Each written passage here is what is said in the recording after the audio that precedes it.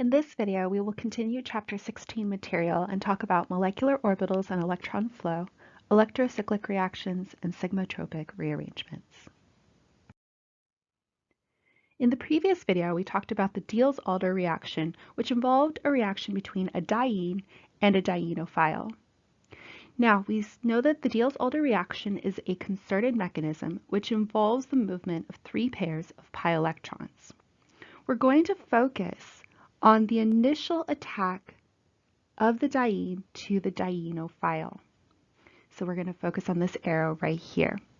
Now we know that the pi electrons are going to come over and attack our dienophile. Now the thing that drives this initial attack is going to be an overlap of molecular orbitals. Now butadiene has 4 p orbitals, carrying a total of 4 pi electrons. When it is time for the butadiene to be involved in the Diels-Alder reaction, those 4 p orbitals arrange themselves into 4 molecular orbitals. We'll see what that looks like in just a second. The dienophile, and in this case we're focusing on ethylene, dienophile has a total of 2 p orbitals, carrying 2 pi electrons. And again, when this ethylene is ready for bonding, ready to participate in our Diels-Alder reaction, those p orbitals arrange themselves into 2 molecular orbitals. And this is an example of what those molecular orbitals are going to look like.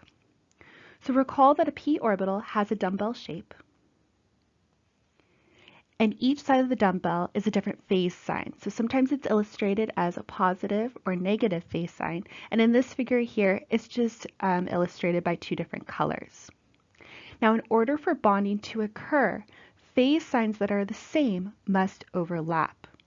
When phase signs that are opposite interact, it creates what's called a node. So in a regular p orbital, we have a node right in the middle of this dumbbell. And we can see the nodes in different phases of our molecular orbitals. Okay, so in this one down here, which is our lowest energy molecular orbital, all of the similar phase signs interact. There's no nodes in this molecular orbital. So these are just showing all of the different arrangements, possible arrangements of our p orbitals. Now, as you increase the number of nodes, you increase the energy of the molecular orbital. Now, the pi electrons are going to arrange themselves from the lowest energy orbitals up to the highest. Now, the electrons that occupy the highest molecular orbital or highest energy one, these are known as the HOMO molecular orbital. And HOMO stands for, sorry, let me erase this. HOMO stands for the highest occupied molecular orbital. The molecular orbital that's one step above the HOMO is known as the LUMO, and that stands for the lowest unoccupied molecular orbital. For ethylene, since we have 2 p orbitals and 2 molecular orbitals, there's 2 ways for those p orbitals to be arranged. Okay, so we have our first molecular orbital, which contains no nodes, and our second, which contains a single node. Now the 2 pi electrons are going to occupy the lowest molecular orbital here. So this is the HOMO for ethylene and the LUMO for ethylene, which is one step above. Now this initial attack of the diene to the dienophile is when the HOMO of butadiene overlaps with the LUMO of ethylene. And what's going to happen is the pi electrons are going to move over into the LUMO of ethylene. And this is how bonding is capable of occurring. So this visual shows another way of the HOMO and LUMO interacting in a Diels-Alder reaction. We have the HOMO of butadiene interacting with the LUMO of ethylene. Now remember that the lobes of the p orbitals need to be the same color in order to have a favorable interaction. So we can see the blue lobes are interacting here, the red lobes are interacting here. Now once they are interacting, that's when the reaction is capable of proceeding. Now, with all chemical reactions in bond formation, we're always going to see an overlap of the HOMO to the LUMO to provide that electron transfer from one atom to another. We can even see that in SN2 reactions, which are the very first reactions we learned in this course. In an SN2 reaction, we have a nucleophile attacking a substrate. So again, focusing on this initial mechanistic step. The electrons are being transferred from the iodide to the carbon. Now the electrons in the iodide are housed in the HOMO of iodide, and they will be going to the LUMO of carbon. So that's that very first step of our SN2 reaction. Now, of course, we also have the loss of a leaving group in our concerted mechanism. These are three types of reactions that proceed with an overlap of molecular orbitals. These are known as pericyclic reactions.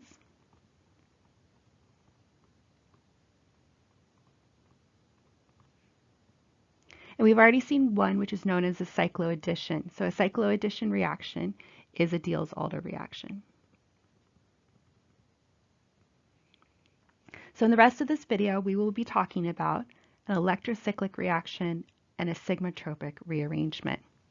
So as you can see, these are all going to involve movements of pi electrons. In the sigmatropic rearrangement, we are also going to be moving sigma electrons. But these will involve an overlap of molecular orbitals.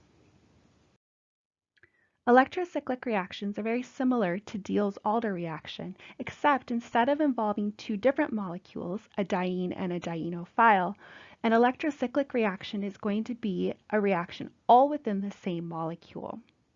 So an example of a molecule that can undergo an electrocyclic reaction is a conjugated polyene. So this molecule has 3 conjugated pi bonds, and they can all react with one another.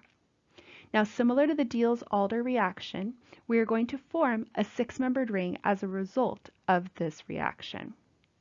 So we'll go ahead and number the carbons.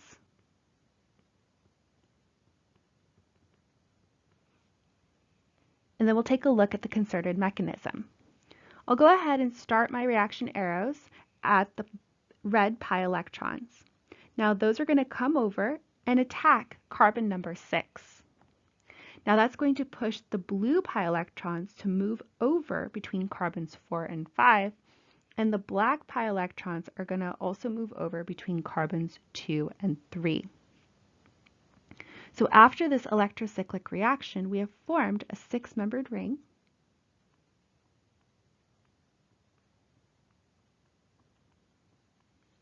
The red pi electrons will now become a sigma bond, which will allow us to close the ring. And then we will have the blue and black pi electrons be conjugated with one another. So similar to our Diels-Alder reaction, this is a concerted reaction, concerted mechanism. And we always form a 6-membered ring.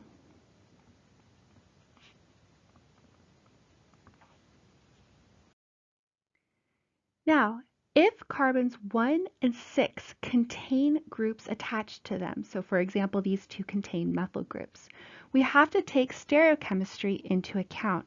And the reason that we need to do that is because initially carbons 1 and 6 are sp2 hybridized, meaning they have trigonoplanar geometry. However, after the electrocyclic reaction, carbons 1 and 6 now become sp3 hybridized with tetrahedral geometry. So with that, we have to show the stereochemistry of the two methyl groups attached to carbons 1 and 6. Now, depending on the conditions we use for the electrocyclic reaction can result in two different types of stereochemistry. Now, for this example, the two methyl groups are currently pointing out away from the ring that is going to be formed, and they're pointing in opposite directions. Now, if we allow this reaction to proceed under heated conditions, it's going to allow the cis product to be formed. However, if we were to run the same reaction in the presence of light energy, it's going to result in a trans configuration. Now, if we started off with a different molecule, such as this one over here, where one of the methyl groups is pointing out and one of the methyl groups is pointing in, essentially they're pointing in the same direction, the different conditions will also lead to different products. So if we were to take this molecule and treat it with heat, it's going to lead to the trans product. However, if we were to take it and allow the reaction to occur under light, it will lead to the cis product. Now, the difference in stereochemistry has to do with the way the orbitals must rotate in order to overlap and allow bonding. And we are going to focus on the HOMO of the molecule because that's the molecular orbital holding the electrons that are initially starting the reaction. Now, in our conjugated polyene, it involves 6 pi electrons, which are housed in 6 p orbitals.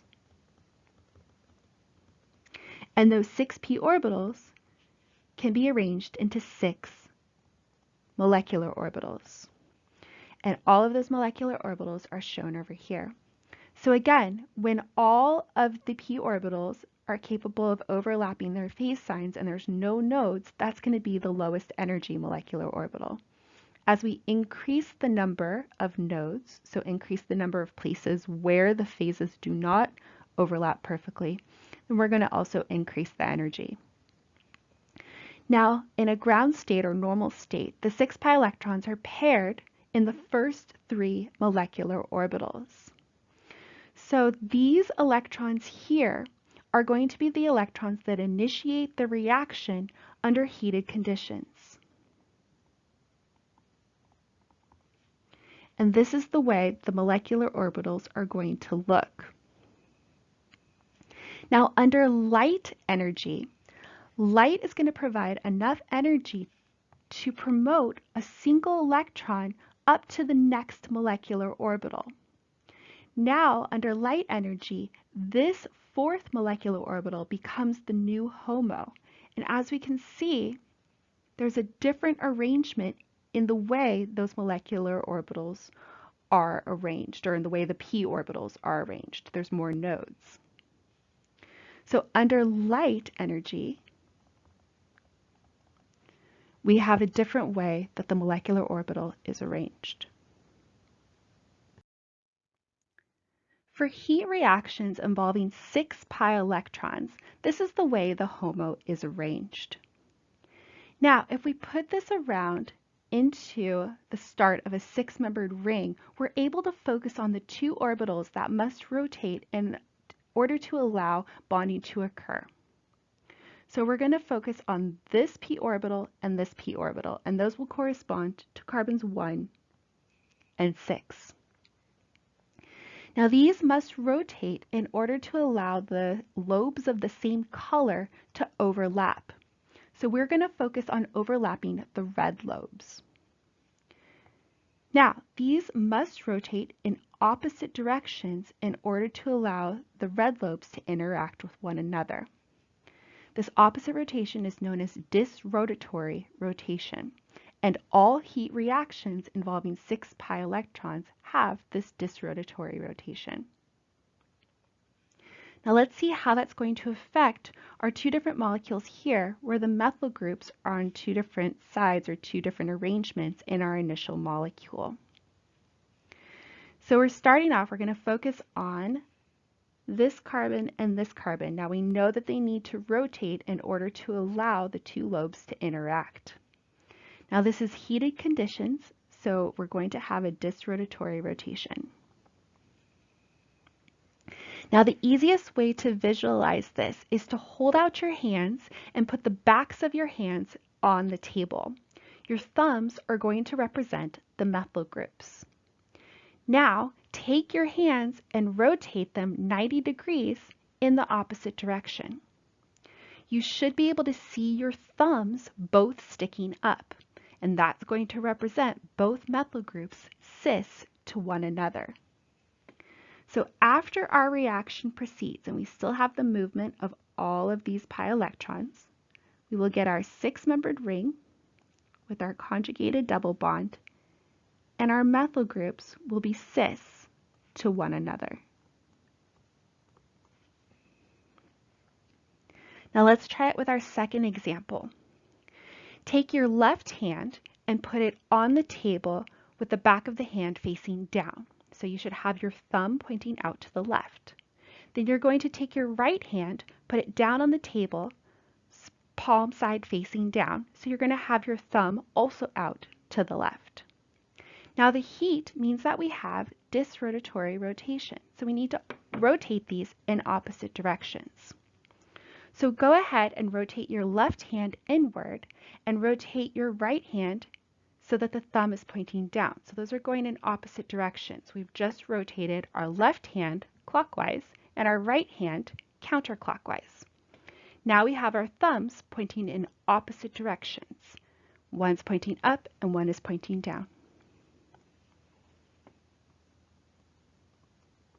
So after all of our electron movement, we have our conjugated dying, one methyl group pointing up, one pointing down. This is a chiral molecule, so we also form its enantiomer. So your hands are very useful for visualizing these types of reactions. Just make sure you always do the rotation at 90 degrees. So on the previous slide, we were focusing on heat reactions. And in heat reactions, this is the arrangement of the HOMO. Now, we were focusing on this p orbital and this p orbital rotating in order to overlap and allow the reaction to proceed. Now, when these reactions are run using light energy, or HV, we saw that we're going to excite one of the electrons up to the next molecular orbital. So now we have a new arrangement of the HOMO, which is shown here.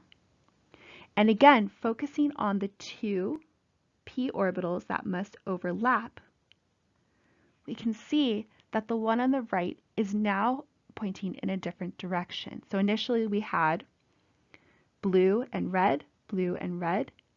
Now we have blue and red, that stayed the same, but this one is flipped. So we have the blue on the bottom and the red on top. What this means is if we take a look at how these must rotate, now these orbitals must rotate in the same direction in order to allow overlap to occur. This is known as con-rotatory rotation. So con-rotatory rotation will occur in photochemical reactions, meaning reactions involving light, with 6 pi electrons.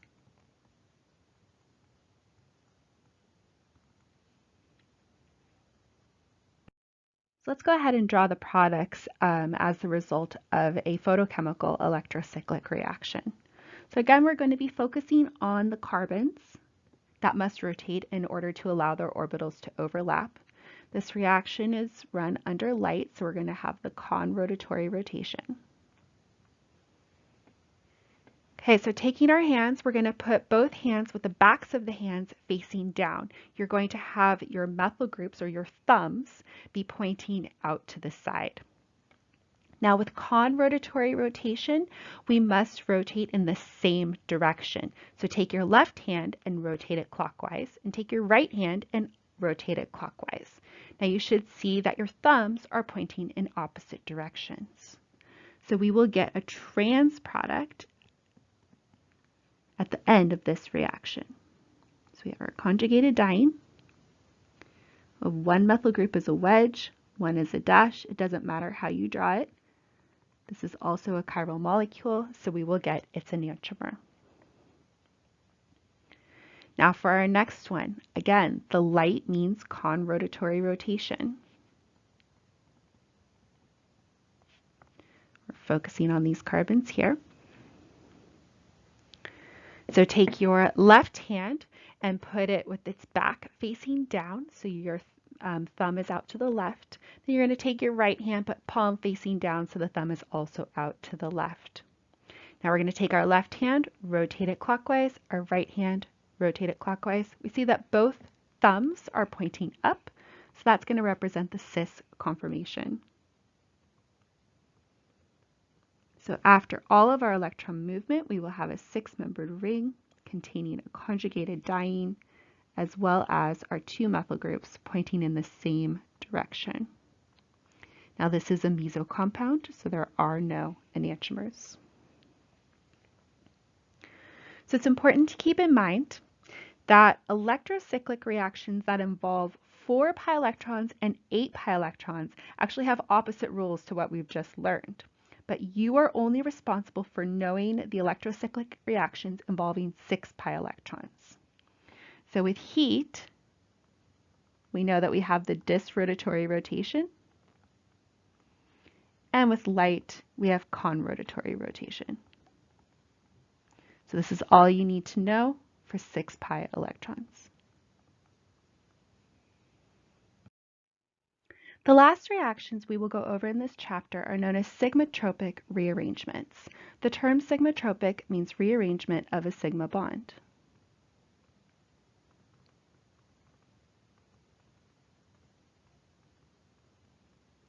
Now, although these reactions do not involve conjugated systems, we're going to see similar properties as what we've seen with the Diels-Alder and electrocyclic reactions. So there's two main types of sigmatropic rearrangement. The first is called the Cope rearrangement. Now with the Cope rearrangement, we are going to react 2 pi bonds as well as a sigma bond. So I will start by numbering the carbons that are directly involved in this reaction. And it will be a total of 6 carbons. The methyl group here is not necessarily involved in the electron movement. Now these types of reactions run under heated conditions, and it is going to be a concerted mechanism. So we will start with the red pi electrons. Those will come down and attack carbon number 6. Now you can either start with the red pi electrons or the black pi electrons. It doesn't matter as long as all the electron movement arrows go in the same direction. Now, after our red pi electrons attack carbon 6, is going to push the black pi electrons over to become a new pi bond between carbons 4 and 5. That's going to push our blue our blue sigma bond to break between carbons 3 and 4, and now become a new pi bond between carbon 2 and 3. Now the reason that this reaction proceeds favorably is because you have electron movement of 6 electrons total amongst 6 atoms.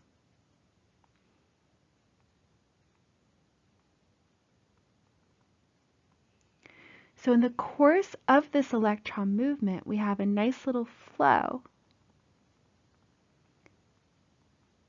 that mimics a 6-membered ring. So this is the transition state for this reaction.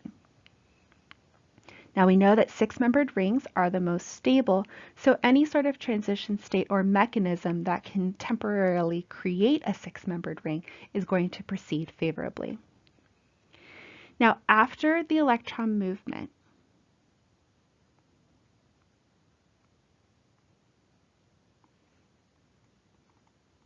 we are going to have a new sigma bond between carbons 1 and 6. Our black pi electrons will be between carbons 4 and 5, and our blue pi electrons will be between carbons 2 and 3.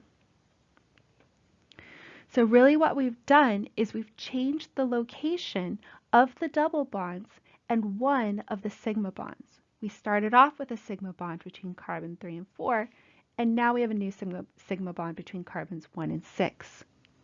Now the reason that this reaction proceeds in the first place has to do with stability of this molecule versus this one.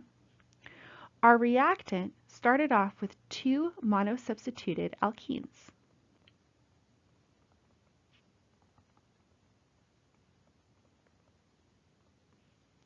And we learned in OChem 1 that monosubstituted alkenes were the least stable of all the alkenes.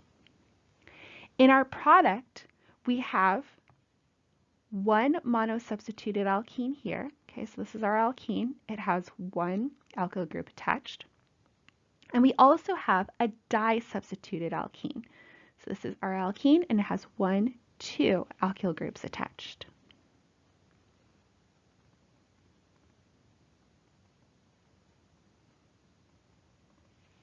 So by making a disubstituted alkene, this molecule as a whole is more stable than the reactant.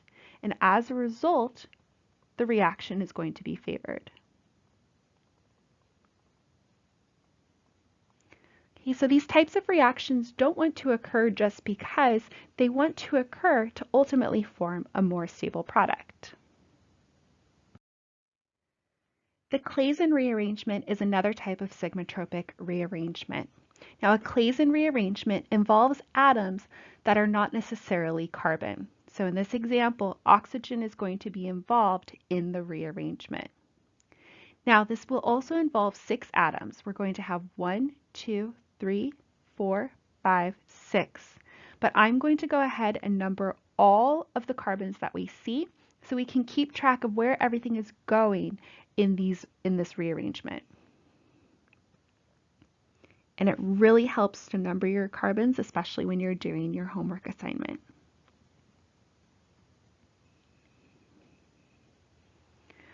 Okay, so this is going to be similar. We're going to be moving 2 sets of pi electrons as well as 1 sigma bond. I will go ahead and start my arrows at the black pi electrons. They are going to come up and attack carbon number 6. That's going to push the blue pi electrons to become a double bond between the oxygen and carbon number 7. That's going to push the green sigma bond to come down and become a double bond between carbons 3 and 4.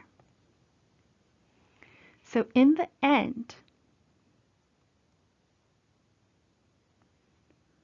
we will have carbons 1, 2, 3, 4, and 5 all still connected to one another. We will have a new sigma bond between carbon 5 and 6. 6, 7, and 8 will all still be connected. We will have a bond between carbon and oxygen, and it'll be a double bond, so we're forming a carbonyl here. And then our green electrons will become a double bond between carbons 3 and 4. So with this, it's very similar to the Cope rearrangement. We started off with 2 monosubstituted alkenes.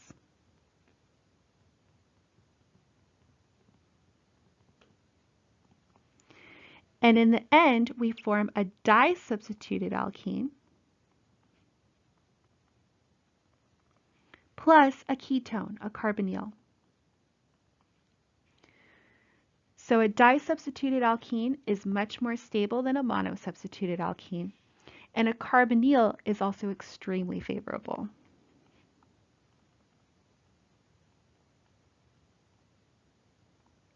So this reaction will proceed very easily with just a little bit of heat.